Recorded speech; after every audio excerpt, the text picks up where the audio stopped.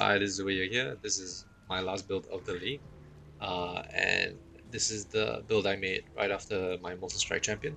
So my Molten Strike Champion was really good. It helped me to get all 38, uh, challenges, and I didn't really have to change to a new character. So my league would have been done by then. But I really enjoyed this current league because of the freedom to come up with new builds as well as there were a lot. The content that you could play was quite varied. You could do whatever you want. So there's a certain tech in the game that's available right now that's easily accessible that I don't think will stay, mainly because it requires recombinators, and that's the reason why I figured that I might as well just do this build. And the second reason as to why I decided to do a second build as well is mainly because I don't think I'll be playing PoE anymore. Um, my wife is about 6 months pregnant, and she will be giving birth at around the next league start. That would mean that I don't really have a lot of time for PoE in the subsequent leagues, and so this will pretty much be the last league for me essentially. And with that being said, I want to run through the build and then show you how it works and why it's interesting. So this league, what you have with recombinators is that you are able to then recombinate a helm that could get up to a potential 28% physical to elemental damage, incoming damage for hits. And what this means is that with the helm, as well as the Dawnbreaker shield uh, and a Watcher's Eye, with Fist Alley, so Watcher's Eye to Fist Alley, the one I have is this one, and then you can get 100% Fist Alley on that alone. The problem is that for that to happen, you need perfect rolls on every piece of gear. In this case, I don't have perfect rolls. One. Two, the other thing is I'm not going a purity of elements Watcher's Eye. I'm going a purity of ice and purity of fire. And the reason being is that I want to use purity of element. I don't want to use purity elements because purity elements gives me ailment immunity, and I'm doing some form of self chill. So as you can see here, uh, without without the perfect rolls or on the Dawnbreaker and the Watcher's Eye, you can't really hit 100%. So in this case, I have to go for a chest that has the Essence of Hatred mod, which gives me 15% physical from hits taken as cold damage, which means I also can't use a Law Weave. So in this case, because I can't use a Law Weave, I'm going to go Melding of the Flesh. And Melding of the Flesh, along with Purity of Fire, gives me about 90% to all my resistances. And then because my chest is not a Law Weave, I can also scale a Purity of Fire or effect as well as maximum fire resistances. And this actually takes me to 90. And then because I really need a lot of the res, although I am quite overcapped, I have gone Omniscience in order to get most of my res back. So as you can see, I'm going 90 to all res, and then I have a Mage Blood. So what does this do? The Mage Blood gives me Ruby Flask, Fire Flask, and Topaz Flask with a 95% on close to 95% increased effect on all these flasks. So that means I'm taking about 37% less lightning damage, fire damage, and cold damage, right? And then when I have a 90% resistance, it effectively gives me a pseudo, what was it? 93% or 94% damage resistance for fire, cold, and lightning, which means I only take 6% of the incoming cold, fire, and lightning that I take. And because my physical is being converted to all three elements, I'm only taking 6% of all my physical damage. So that means for Boneshatter, I actually take a lot of, I take very little self damage, and because I take very little self damage, I'm able to then stack a very high amount of trauma stacks, and then get a lot of more multiplier as well as more attack speed through Divergent Boneshatter. So okay, go this Divergent Boneshatter here, so it's easier. And that also means that I don't have to. Okay, the great thing about this is that although I can stack a lot of Boneshatter stacks, I don't have to necessarily rely on Mantra Flames as well. So normally, if you were to go for, I would say an Infinite Boneshatter, but let's say a 300 or 400 Trauma stacks, you would use mainly your Mantra Flames to scale flat damage. But in this case, because I don't want that, it takes the RAM is a bit cumbersome and it only works in certain content. So what I've done is that I've actually gone a scepter that has two flat alley rolls, and then gone hits can't be evaded. Uh, and then because it works very well with Omniscience, I have gone auras as well. So I have Smite here, and I have Wrath, and these two give me a lot of flat damage to my weapon.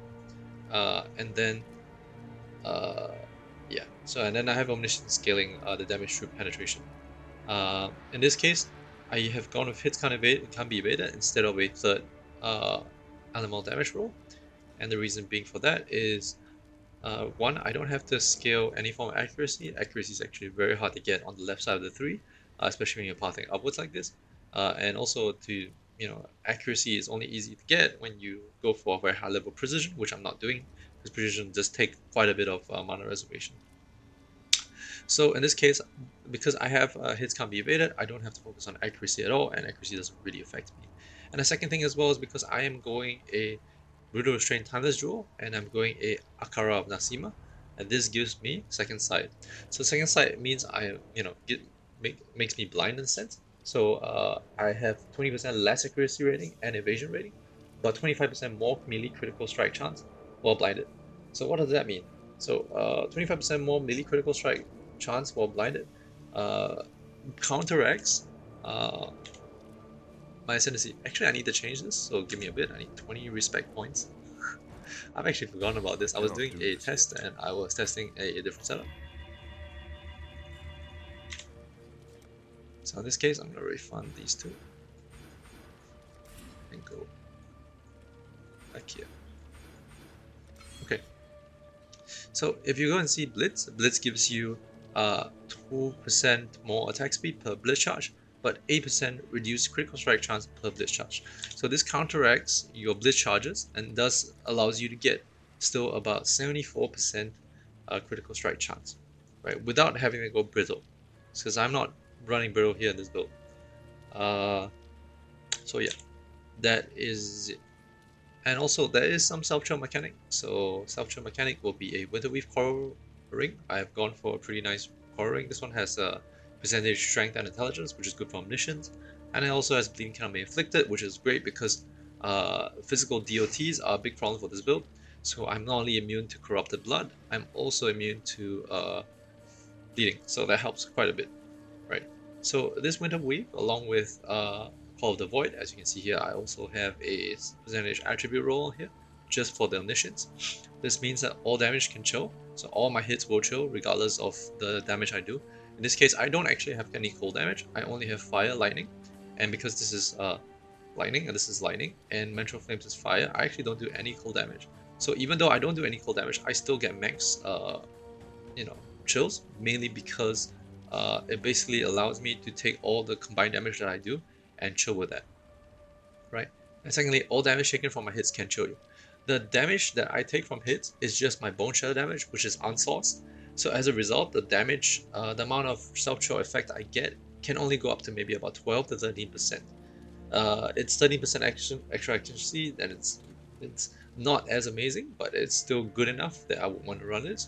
The other reason being is that also this ring gives me enemies chill by my hits deal less damage, right? So they do, if I get max chill of about 30%, they do 15% less damage when I have a max fortify up as well, because sorry, I have overlord, right?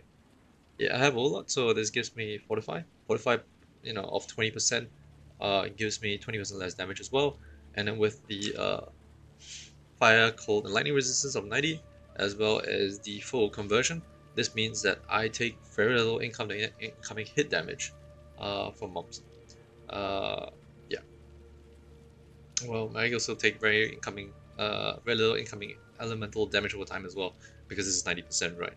Yeah. Okay. What else? Oh yes, and one last thing. So I'm using a. If you see on the Watcher's Eye, I have a gain a flash charge where I do a critical strike while affected by precision. So I have a precision level 1 here, and the precision level 1 is solely for charge generation on flasks. And as you can tell, I'm not using any of these flasks because Mage Blood is keeping them permanently up. I can't use them at all. So what does that mean?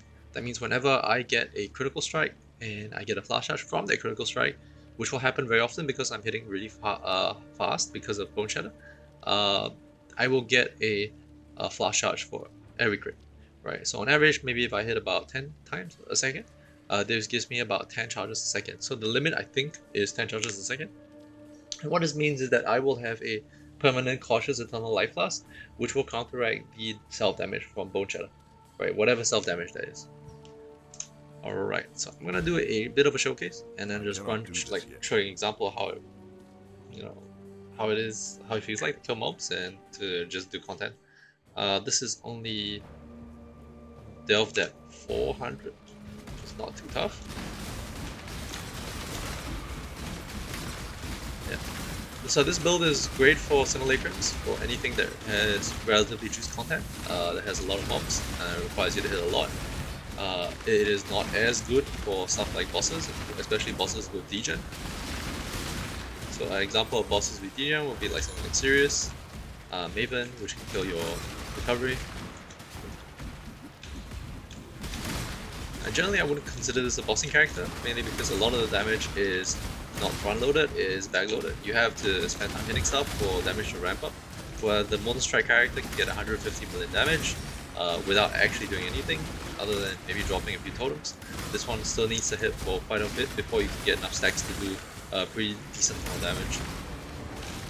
In short, this is not exactly a very good build, I would say. It's just interesting to play around with. It's a good concept to play around with.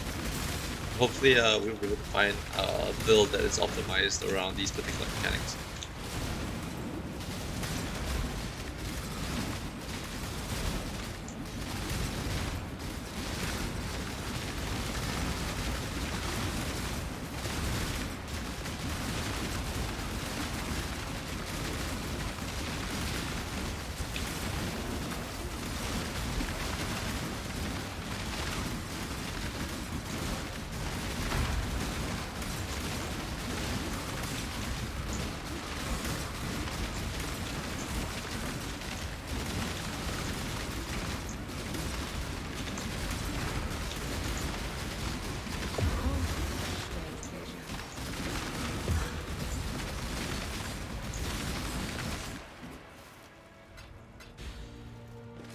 And that's it. You can do another node. Oh, why did I level? Oh shit. Oh no. So I've normally run this at level 8. Okay, I guess I can level it for a while, but I normally run this at level 8. And the reason being is I've just tried to reduce it to 1 to test out whether or not it is a significant drop of damage and whether or not it is just easy to sustain. But I've gone to Boneshatter level 8, which gives me 3% more damage per stack, and I think that's still quite comfortable. But yeah, let me just go do another node, probably do the cartographer's node, and then probably close up the video.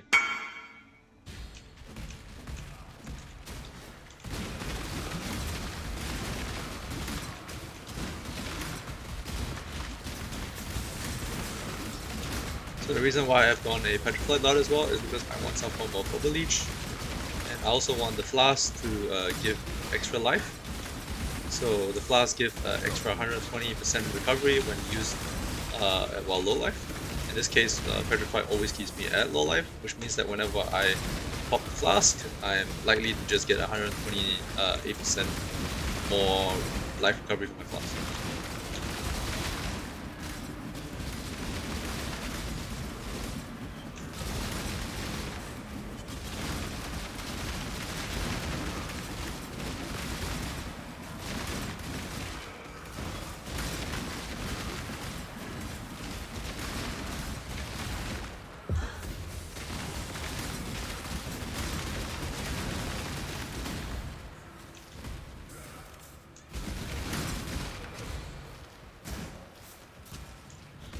This build is pretty comfy as well from Epic.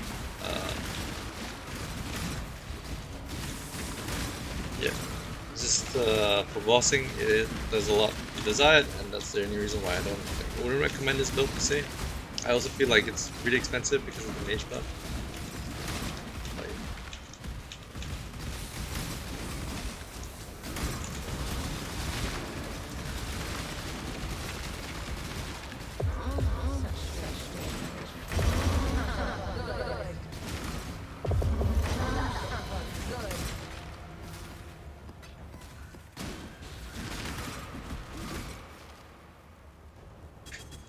Alright, that's all there is to the build.